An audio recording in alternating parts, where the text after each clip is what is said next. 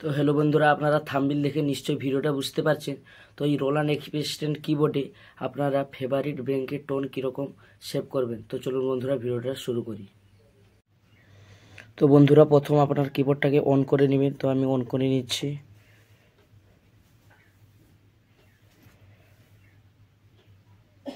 তো অন করার পরে এই যে দেখছেন আপনারা, এখানে পিয়ানো চলে আসছে।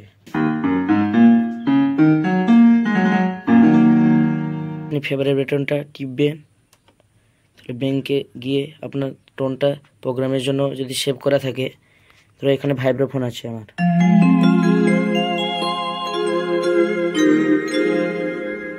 আর একে ধরো স্ট্রিং আছে এখানে,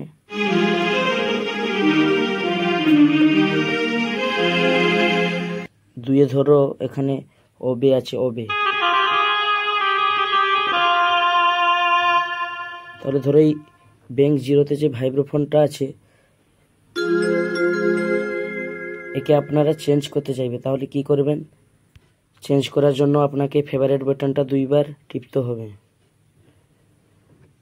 দুইবার টিপলে আপনার এখানে ব্যাকআপে যতগুলি টোন আছে তো এখানে চলে আসবে।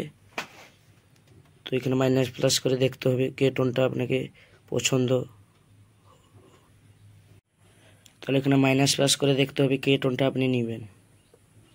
তো আমি এখানে সেরেঙ্গি টোনটা আমার ফেভারিট বাটনে ব্যাংক জিরোতে সেভ করতে চাই। তাহলে আপনার ফেভারিট বাটনটাকে একবার টিপবে, তারপর ব্যাংক টিপে হোল্ড করে জিরোতে রেজিস্ট্রেশন করে দিবেন। তো দেখুন এখানে ব্যাংকের জিরোতে সেরেঙ্গি টোনে চলে আসছে।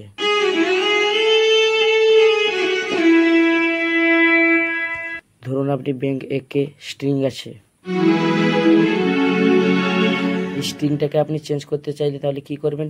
ফেভারিট বাটনটাকে দুইবার প্রেস করবেন। পারফর্মে আপনার যে টোনটা ভালো লাগবে, তো আপনার গিটারটাকে ভালো লাগছে, গিটারটা সেভ করতে চাইলে আপনার ফেভারিট বাটনটাকে একবার টিপতে হবে। ফেভারিট বাটনটাকে হোল্ড করে একে সেভ করতে চাইলে একে প্রেস করে দিতে হবে, রেজিস্ট্রেশন হয়ে গেল। তো এইভাবে ব্যাংক জিরো থেকে ব্যাংক 9 পর্যন্ত আপনারা টোন সেভ করতে পারবেন। আশা করি ভিডিওটা ভালো লেগেছে।